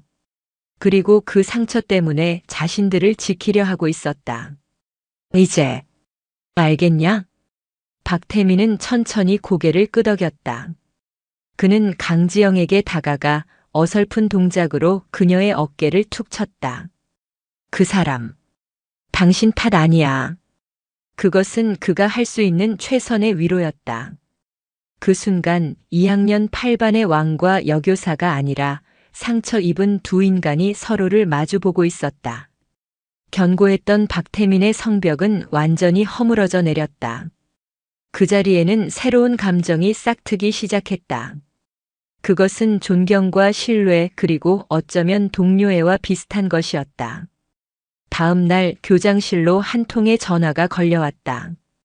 교육청이었다. 강지영에 대한 정식 감사가 시작될 것이라는 통보였다. 황 교장의 얼굴이 사색이 되었다. 하지만 그 소식을 들은 2학년 8반의 분위기는 이전과 달랐다. 아이들은 웅성거렸다. 야, 이거 우리가 뭐라도 해야 하는 거 아니냐? 최동수가 말했다. 그의 말에 평소라면 비웃었을 다른 아이들도 조용히 귀를 기울였다. 시발 선생이 우리 때문에 좆되게 생겼는데 가만히 있는 건 좀 아니지. 그때 늘 창밖만 보던 박태민이 자리에서 일어났다. 교실의 모든 시선이 그에게로 향했다. 감사 언제부터 한다고? 그의 목소리는 차분했지만 그 안에는 이전과는 다른 종류의 결의가 담겨 있었다. 2학년 8반이라는 오합지졸 부대가 자신들의 지휘관을 지키기 위해 처음으로 하나의 목표를 공유하게 되는 순간이었다. 인천항의 잿빛 하늘 아래 진짜 전쟁의 서막이 오르고 있었다. 교육청 감사가 시작된다는 소문은 다음 날 학교 전체에 퍼졌다. 그것은 2학년 8반에게 내려진 실질적인 선전포고였다. 아이들은 처음 겪는 종류의 싸움 앞에서 어쩔 줄 몰라 했다. 그들이 아는 싸움은 주먹과 욕설이 오가는 원초적인 것이었지, 서류와 규정, 어른들의 논리로 진행되는 싸움은 아니었다. 아침 자습 시간 강지영이 아직 교실에 오기 전, 박태민은 자신의 자리에 서서 교실을 둘러보았다. 아이들은 불안한 듯 웅성거리면서도 모두 그의 입을 쳐다보고 있었다. 어제 그가 처음으로 보여준 리더십의 연장선이었다. 그는 더 이상 8반의 폭군이 아니었다. 위기 상황에서 방향을 제시해야 하는 모두가 인정하는 구심점이었다. 시발.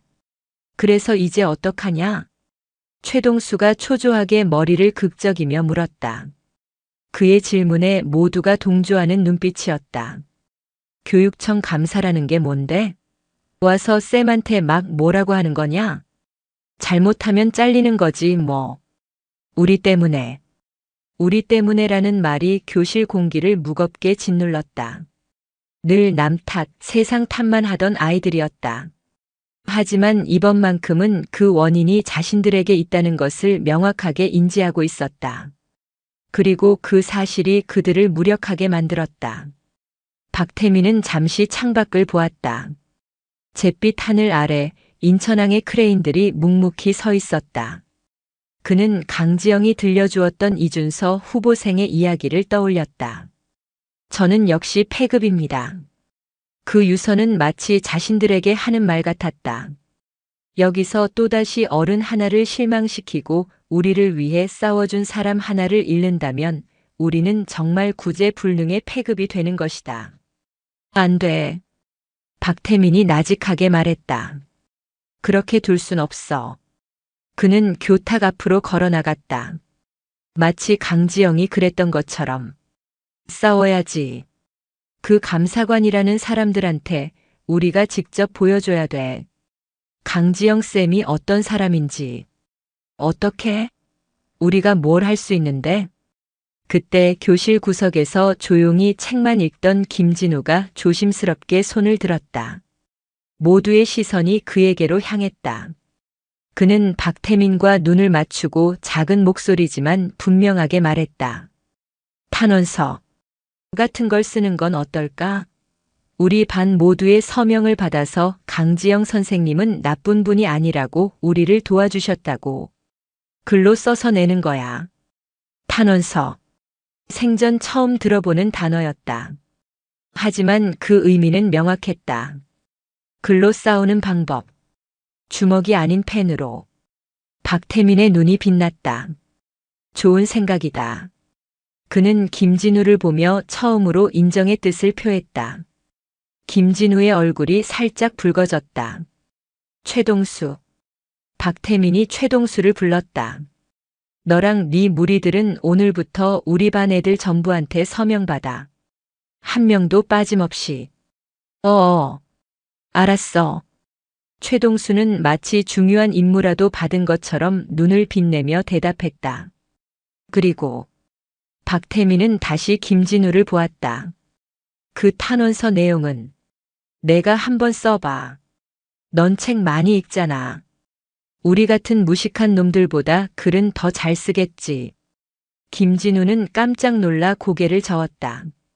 나는 그런 거 할 수 있어. 박태민이 그의 말을 잘랐다. 내가 해. 이건 명령이야.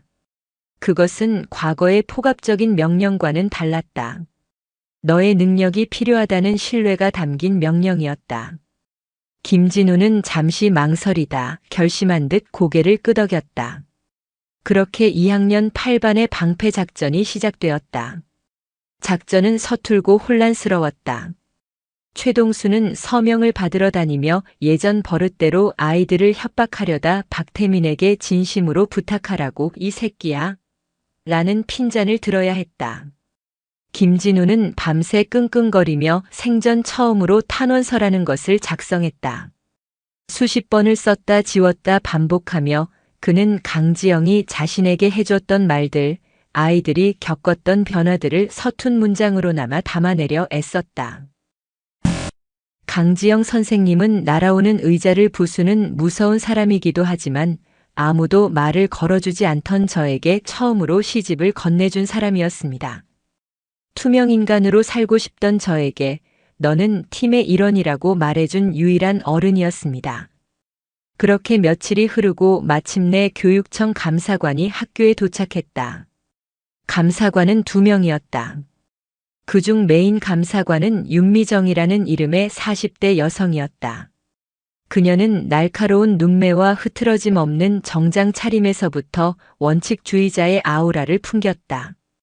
그녀는 교장에게 간단한 브리핑을 받은 후 곧바로 2학년 8반 학생들과의 개별 면담을 시작했다.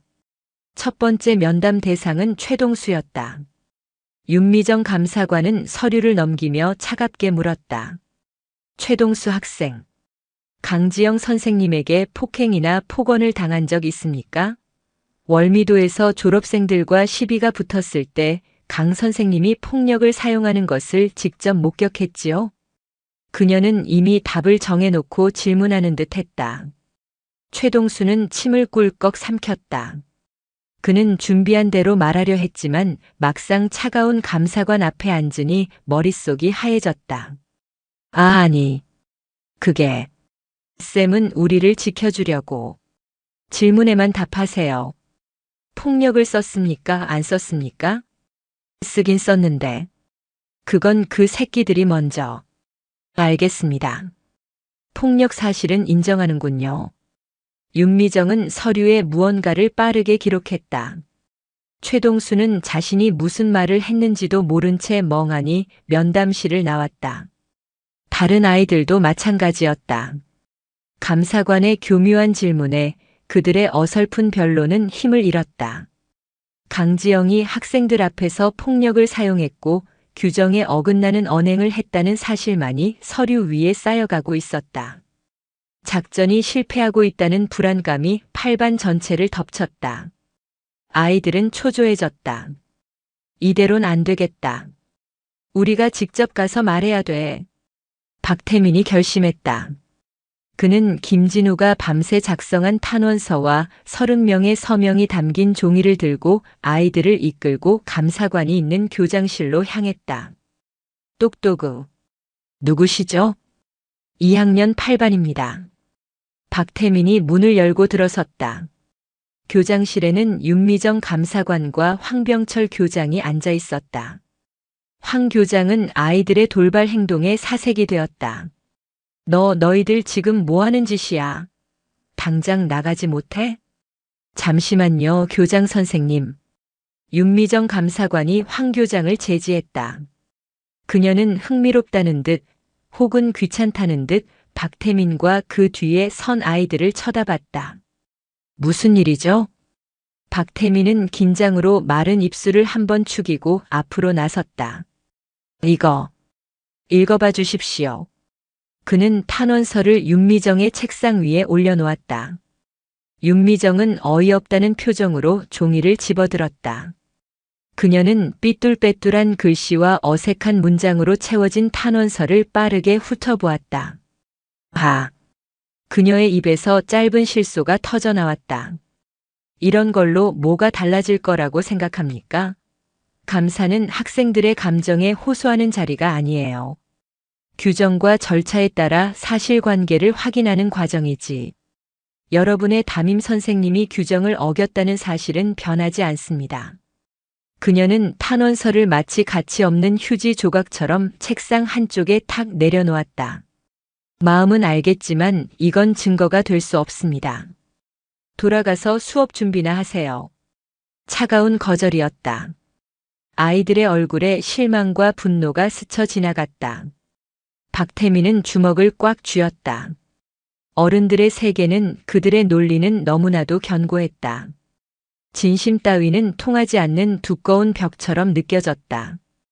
방패 작전은 처참하게 실패했다. 아이들은 무력감에 휩싸인 채 교장실을 나왔다. 복도에 선 그들의 어깨는 축 처져 있었다. 이제 강지영이 징계를 받는 것은 시간 문제처럼 보였다. 그 순간 그들 모두는 다시 한번 깨달았다. 우리는 역시 아무것도 할 수 없는 패급이구나. 절망이 짙게 깔린 복도를 걸으며 박태민은 이를 악물었다. 감사 마지막 날이었다. 2학년 8반의 분위기는 장례식장처럼 무겁게 가라앉아 있었다. 아이들은 강지영의 얼굴을 차마 제대로 쳐다보지 못했다. 자신들의 무력함 때문에 그녀를 지켜주지 못했다는 죄책감 때문이었다. 강지영은 평소와 다름없이 묵묵히 수업을 진행했지만 그녀의 얼굴에도 희미한 피로감이 서려 있었다. 오후 강지영이 감사관과 마지막 면담을 위해 교장실로 들어간 직후였다. 학교 정문에서 고성이 터져 나왔다. 술에 취해 비틀거리는 중년 남자가 경비 아저씨의 재질을 뿌리치며 교내로 난입하고 있었다. 어떤 년이야? 내 아들 망쳐놓는다는 년이 어떤 년이야? 박태민의 아버지였다. 그는 최철웅 무리에게서 아들이 이상한 여선생에게 빠져서 대들기 시작했다는 식의 왜곡된 이야기를 전해 듣고 술김에 홧김에 학교로 쳐들어온 것이었다. 그의 손에는 막걸리 병이 들려 있었다. 소란을 들은 황병철 교장이 뛰쳐나왔지만 박태민의 아버지는 막무가내였다. 강지영 선생 나오라 그래. 감히 네 집 아들을 건드려. 그의 고함 소리에 복도에 있던 학생들이 모두 뛰쳐나와 복도를 가득 메웠다. 2학년 8반 아이들은 그가 박태민의 아버지라는 것을 직감하고 얼굴이 굳어졌다. 박태민은 얼굴이 새하얗게 질린 채 자리에 얼어붙은 듯 서 있었다. 가장 보여주고 싶지 않은 자신의 가장 큰 치부를 모두에게 들켜버린 기분이었다. 때마침 교장실 문이 열리고 강지영과 윤미정 감사관이 밖으로 나왔다. 박태민의 아버지는 강지영을 보자마자 이글거리는 눈으로 그녀에게 달려들었다. 내년이구나.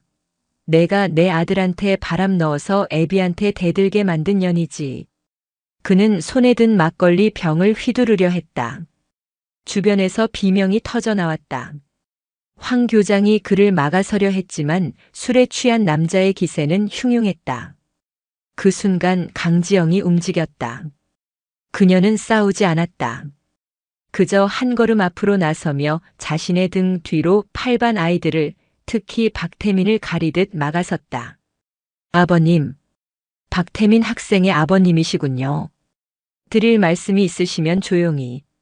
시끄러워. 계집이 선생이면 선생답게 분필이나 잡을 것이지 어디서 남자들 세계에 끼어들어. 내 아들은 내가 알아서 패든 죽이든 할 테니 넌 빠져. 그는 강지영의 멱살이라도 잡을 듯이 손을 뻗었다.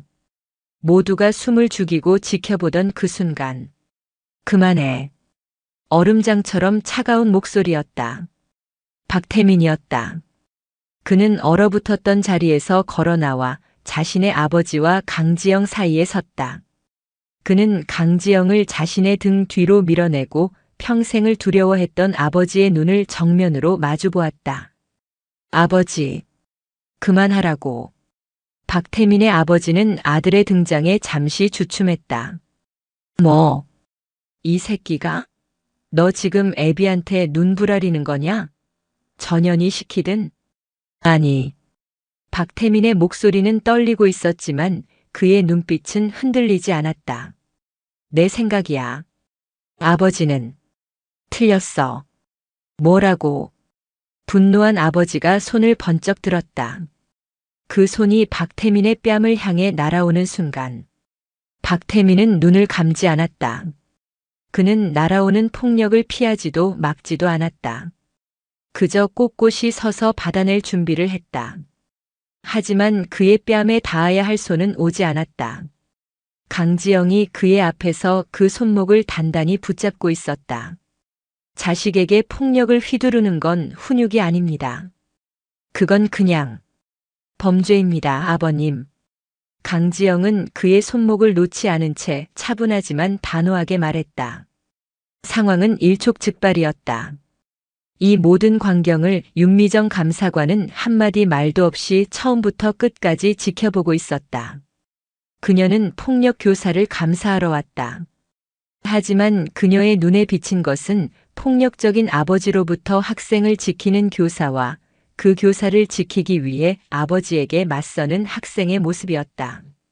서류에 적힌 사실과는 전혀 다른 날 것 그대로의 진실이었다. 이거 안 나?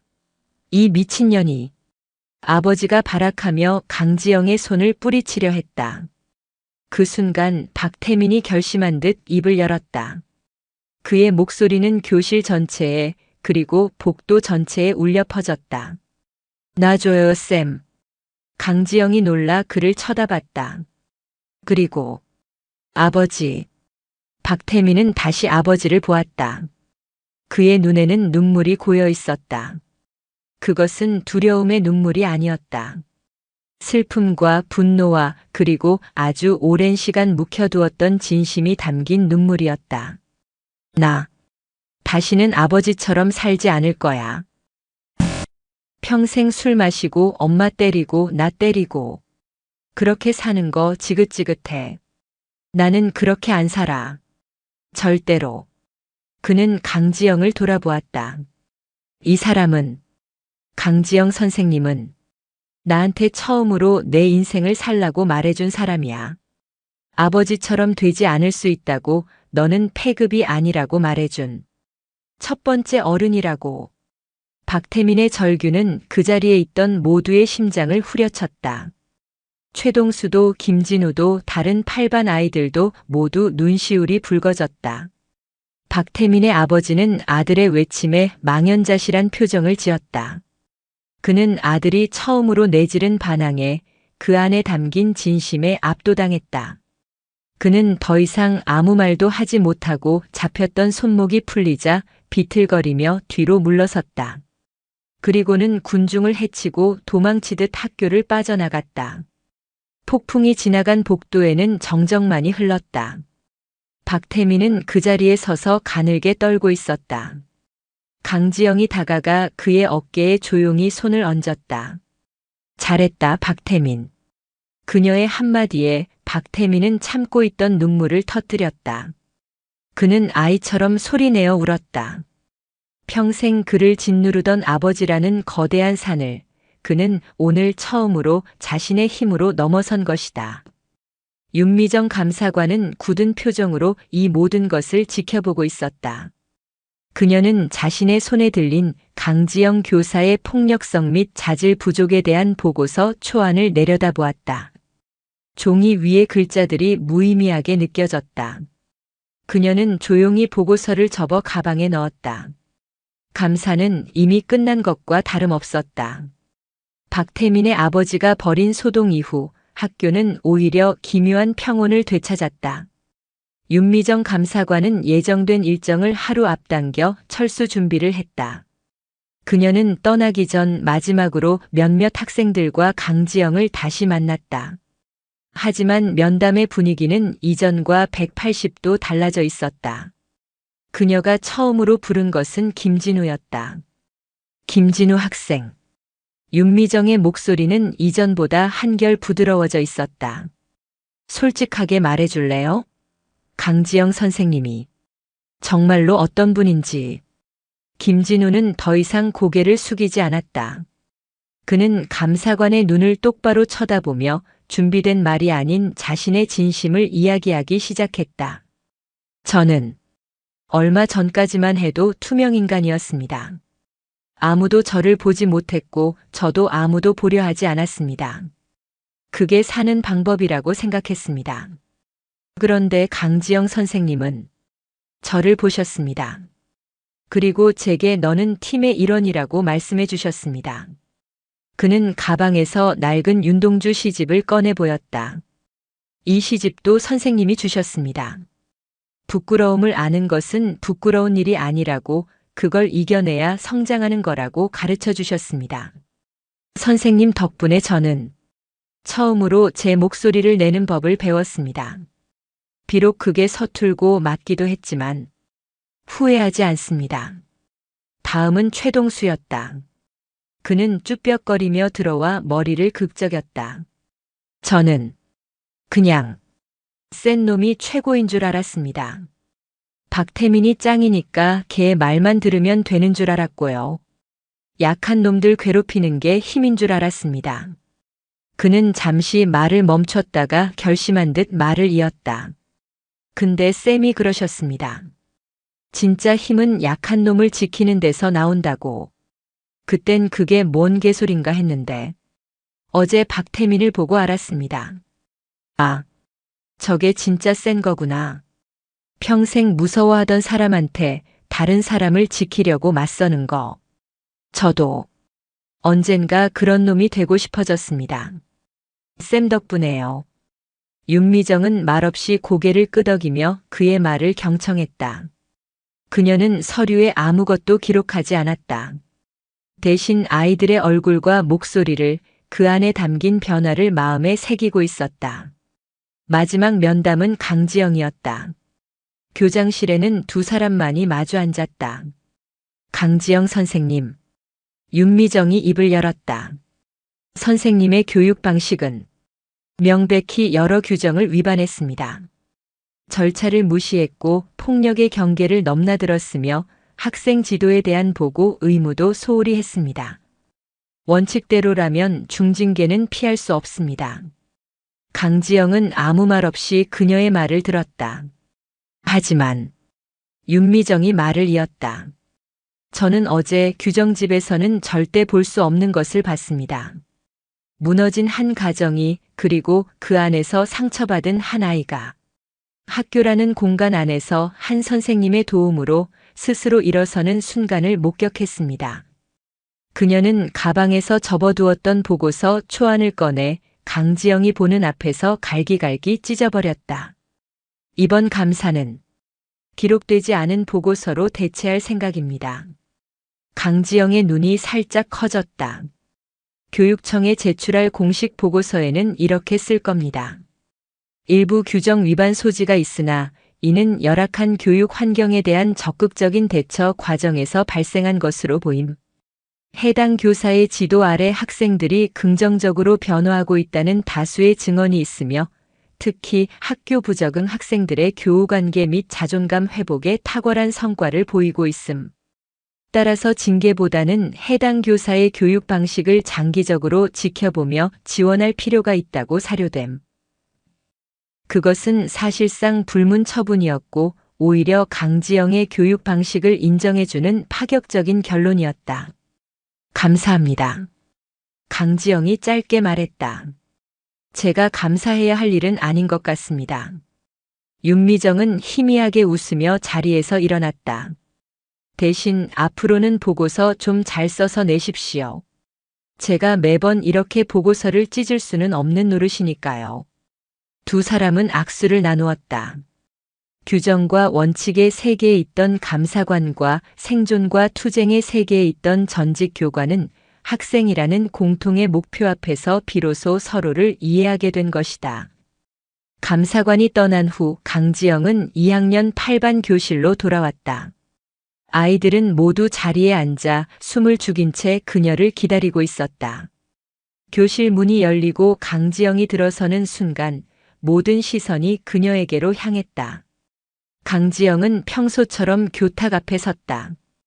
그녀는 아이들을 한 명 한 명 천천히 둘러보았다.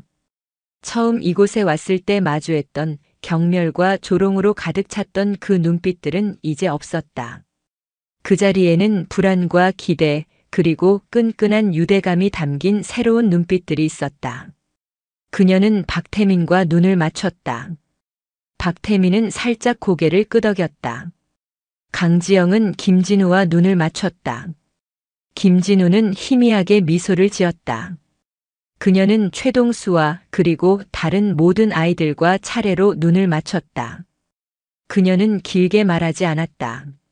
오늘 종례는 이걸로 끝낸다. 그녀가 교탁을 탁 치며 말했다. 수고했다 2학년 8반. 그녀의 입가에 처음으로 따뜻하고 부드러운 미소가 번졌다. 그 순간 교실 안에서 누군가 먼저 박수를 치기 시작했다. 그러자 약속이라도 한 듯 모든 아이들이 자리에서 일어나 환호성을 지르며 박수를 쳤다. 그것은 난장판 같던 과거의 소음과는 다른 승리와 안도, 그리고 기쁨이 가득 찬 소리였다. 인천항만 고등학교 2학년 8반. 패급들의 집합소는 사라졌다. 그 자리에는 수많은 상처와 실수를 딛고 비로소 하나의 팀이 된 아이들이 있었다. 그들의 지휘관과 함께 인천의 잿빛 하늘 아래 그들의 진짜 성장은 이제부터 시작될 터였다. 감사의 폭풍이 지나간 2학년 8반에는 어색하지만 새로운 질서가 자리 잡기 시작했다. 교실의 공기는 더 이상 팽팽한 긴장감이나 역겨운 무력감으로 채워지지 않았다. 대신 무엇을 어떻게 해야 할지 모르는 막연한 어색함과 그럼에도 불구하고 무언가 해봐야 한다는 미묘한 기대감이 공존했다. 박태민은 더 이상 폭군으로 군림하지 않았다. 그는 여전히 창가 맨 뒷자리에 앉아 있었지만 그의 권태로운 눈빛은 사라졌다. 대신 그는 종종 턱을 괜 채 혼란스러운 왕국을 물려받은 젊은 왕처럼 교실을 둘러보았다. 아이들은 여전히 그의 눈치를 봤지만 그 시선 안에는 두려움 대신 이제 우리 어떡하냐? 는 질문이 담겨 있었다. 최동수는 힘의 방향을 잃은 불도저 같았다. 그는 예전처럼 어깨에 힘을 주고 복도를 걸었지만 그 힘을 어디에 써야 할지 몰라 안절부절 못했다. 쉬는 시간이면 괜히 교실 바닥에 떨어진 쓰레기를 줍거나 칠판을 닦으며 어색하게 서성였다. 김진우는 더 이상 투명 인간이 아니었다. 그는 허리를 펴고 걸었고 몇몇 아이들과 드물게나마 대화를 나누기도 했다. 그가 박태민에게 수학 공식을 물어보는 기이한 풍경이 연출되기도 했는데 박태민은 내가 그걸 어떻게 알아? 라며 퉁명스럽게 쏘아붙이면서도 결국엔 야 김진우. 이거 풀어봐라며 다른 공부 잘하는 아이에게 그를 데려다주는 역할을 했다. 교실은 여전히 시끄럽고 산만했지만 그 소음의 결이 달라졌다. 이전의 소음이 파괴와 조롱을 향해 있었다면 지금의 소음은 새로운 관계를 맺기 위한 서툰 몸부림에 가까웠다. 강지영은 그 변화를 묵묵히 지켜보았다. 그녀는 섣불리 개입하여 새로운 질서를 만드는 대신 아이들 스스로가 그들의 혼돈 속에서 길을 찾아가도록 기다려주었다. 그녀는 지휘관이었지만 때로는 한 걸음 물러나 부대원들의 자율성을 믿어주는 것 또한 지휘관의 중요한 역량임을 알고 있었다. 하지만 새로운 위기는 예상치 못한 곳에서 아주 조용히 다가오고 있었다. 바로 기말고사였다. 항만고 2학년 8반에게 시험이란 그저 빨리 찍고 자는 날 혹은 합법적으로 학교를 일찍 빠져나가는 날에 불과했다. 그들에게 성적은 아무런 의미가 없었다. 어차피 모두가 바닥이었고 미래에 대한 기대 자체가 없었기 때문이다. 그런데 올해는 달랐다. 아, 씨발. 공부를 해야 되나? 최동수가 머리를 쥐어뜯으며 중얼거린 한마디가 8반 전체에 잠복해 있던 불안감의 스위치를 켰다. 아이들이 웅성거리기 시작했다. 해봤자 뭐하냐? 어차피 망했는데. 그래도 이번엔 좀 뭔가. 아이들은 처음으로 시험이라는 것을 의식하기 시작했다. 강지영을 실망시키고 싶지 않다는 마음, 패급이 아니라는 것을 증명해 보이고 싶다는 마음, 그리고 어쩌면 아주 희미하게 싹튼 나도 한번 해볼까? 라는 마음 때문이었다. 문제는 어떻게였다. 초등학교 아니 어쩌면 그 이전부터 공부와 담을 쌓아온 아이들이었다. 책을 펴는 것 자체가 고역이었고 교과서의 내용은 외계어처럼 느껴졌다. 며칠간 교실에는 책을 펴놓고 5분도 안 돼 엎드려 자거나 서로에게 이거 뭐냐? 라고 묻다가 결국 몰라 씨발. 이라며 책을 덮어버리는 풍경이 반복되었다. 노력하려는 의지는 있었지만 방법을 몰랐다. 그리고 그 무력감은 새로운 종류의 짜증과 다툼으로 번져갔다. 야, 조용히 해. 공부하는데 시끄럽잖아. 지랄하네. 너는 뭐 하는 거 있냐? 다시 예전의 모습으로 돌아갈 것만 같은 위태로운 조짐이었다. 강지영은 그때가 되어서야 움직였다. 그녀는 종례 시간에 교탁 앞에 서서 아이들의 지친 얼굴을 둘러보았다. 새로운 작전을 시작한다. 아이들의 눈이 그녀에게로 향했다. 작전명, 평균 점수 탈환 작전. 목표는 거창하지 않다. 우리 반 전원 과락을 면하는 것. 그리고 반 평균 점수를 전교 꼴찌에서 딱 한 계단만 위로 올리는 거다. 할 수 있겠나? 과락 면제. 전교 꼴찌 탈출. 누군가에게는 우스운 목표였지만 8반 아이들에게는 에베레스트 등반처럼 아득하게 느껴졌다. 쌤, 그걸 어떻게 해요? 우리는 덧셈도 헷갈리는 놈들인데. 누군가의 푸념 섞인 말에 강지영은 피식 웃었다. 혼자서는 못하지. 그래서 팀으로 하는 거다. 그녀는 칠판에 커다랗게 스터디 그룹 편성표를 그렸다. 그것은 성적순으로 나열된 조편성이 아니었다. 수학을 잘하는 놈, 영어를 잘하는 놈, 암기를 잘하는 놈. 각 과목별로 조금이라도 나은 학생들을 교관으로 임명하고 나머지를 훈련병으로 편성한 철저히 임무 중심적인 조편성이었다. 수학 교관은 의외로 평소 조용하던 여드름투성이 학생이었고 영어 교관은 팝송 가사를 잘 외우던 날라리였다. 그리고 국어 교관은 김진우였다. 지금부터 각 조 교관들은 훈련병들의 과락을 책임진다. 교관에게는 막강한 권한을 주겠다. 정해진 분량을 못 끝내면 집에 못 보내도 좋고 벌로 운동장을 돌게 해도 좋다. 단, 폭력은 금지다. 이건 전쟁이 아니라 훈련이니까. 그리고 그녀는 박태민을 보았다. 박태민, 넌 총괄 지휘를 맡는다. 각 조가 제대로 굴러가는지 감독하고 문제 생기면 해결해. 내가 이 작전의 지휘관이다. 박태민은 어이없다는 표정을 지었다. 내가 뭘 안다고 지휘를 해. 넌 싸움의 판을 읽을 줄 알잖아. 지금 우리에게 필요한 건 지식이 아니라 포기하지 않고 끝까지 밀어붙이는 전략과 깡이야. 그건 내가 제일 잘하는 거니까. 그렇게 2학년 8반의 기상천외한 기말고사 대비 프로젝트가 시작되었다. 교실은 매일 방과 후 난장판 같은 스터디 현장으로 변했다. 야, 비동사가 뭐냐고. is. 이것도 몰라. 한 번만 더 설명해줘. 머리가 터질 것 같아. 2차 함수 그래프는 말이야. 웃는 얼굴 아니면 우는 얼굴이라고. 내 인생처럼. 욕설과 고함, 웃음과 한숨이 뒤섞인 혼돈 속에서 아이들은 서로를 가르치고 배우며 시간을 보냈다. 박태민은 팔짱을 낀 채 교실을 어슬렁거리며 졸고 있는 놈의 뒤통수를 툭 치거나 싸우기 직전인 조에 다가가 시끄럽고 문제나 풀어라며 중재했다. 그는 여전히 아는 것이 없었지만 아이들은 그의 존재만으로도 흩어지지 않고 버텨냈다. 가장 큰 변화는 박태민 자신에게 찾아왔다. 그는 다른 아이들을 돕기 위해 생전 처음으로 교과서라는 것을 진지하게 들여다보기 시작했다.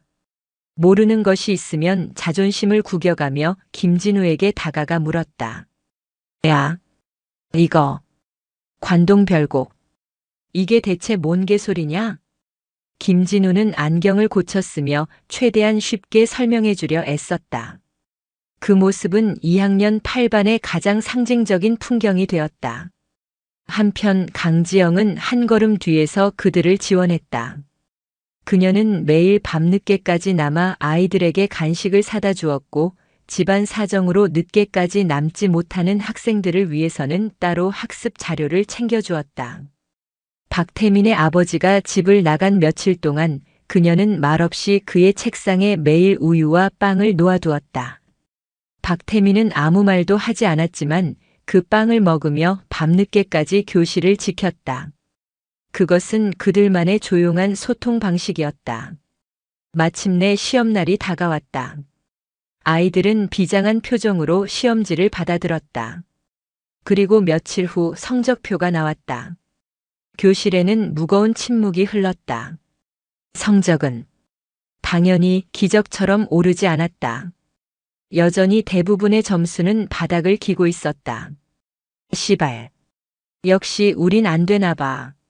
누군가 자조 섞인 목소리로 중얼거렸다.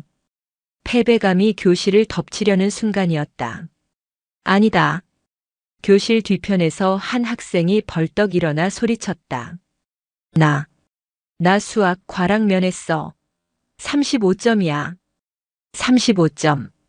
누군가에게는 수치스러운 점수였지만 그에게는 평생 처음으로 받아보는 찍지 않고 풀어서 얻은 점수였다. 그의 외침을 시작으로 여기저기서 비슷한 목소리들이 터져나왔다. 나도 영어 40점 넘었다. 야, 나 과학 하나 맞았어. 객관식 아니야, 주관식. 아이들은 자신의 처참한 성적표를 들고 있었지만 그들의 얼굴에는 웃음꽃이 피어 있었다. 그때 교실 문을 열고 담임 선생님이 들어왔다. 강지영이었다. 그녀의 손에는 커다란 종이 한 장이 들려 있었다. 2학년 학급별 평균 점수 현황. 우리 반 평균 6반보다 높아. 강지영이 나직하게 말했다. 6반은 그들 바로 위, 늘 전교 꼴찌를 다투던 반이었다. 우리는 더 이상 꼴찌가 아니다. 그 순간 교실 안에서 와 하는 함성이 터져나왔다. 아이들은 서로 부둥켜 안고 소리 지르고 책상을 치며 기뻐했다. 그것은 명문대에 합격한 학생들의 환호성보다 더 뜨겁고 진실된 기쁨의 외침이었다. 박태민은 그 광경을 보며 자신도 모르게 웃고 있었다. 그는 창밖을 보았다. 여전히 인천의 하늘은 잿빛이었고 항구의 크레인들은 무심하게 서 있었다. 하지만 더 이상 그 풍경이 절망스럽게 보이지 않았다. 강지영은 그런 아이들을 흐뭇하게 바라보았다. 그녀는 교탁 앞에 서서 벅찬 얼굴로 외쳤다. 자, 이제 방학이다. 꼴찌를 탈출한 우리 2학년 8반, 오늘은 내가 쏜다. 짜장면 먹으러 가자. 와! 아이들은 함성을 지르며 우르르 그녀를 따라 나섰다. 텅 빈 교실 칠판에는 아이들이 남겨놓은 낙서 같은 공식들과 단어들이 어지럽게 남아 있었다. 그것은 더 이상 패급들의 집합소가 아니었다. 수많은 상처와 실수를 딛고 함께 싸우고 승리하는 법을 배운 팀의 첫 번째 작전 기지였다. 인천항에서 불어오는 바닷바람이 낡은 교실의 창문을 기분 좋게 흔들었다. 새로운 항해의 닻은 이제 막 올랐을 뿐이었다. 영상이 유익하셨다면 구독과 좋아요, 댓글까지 부탁드리겠습니다.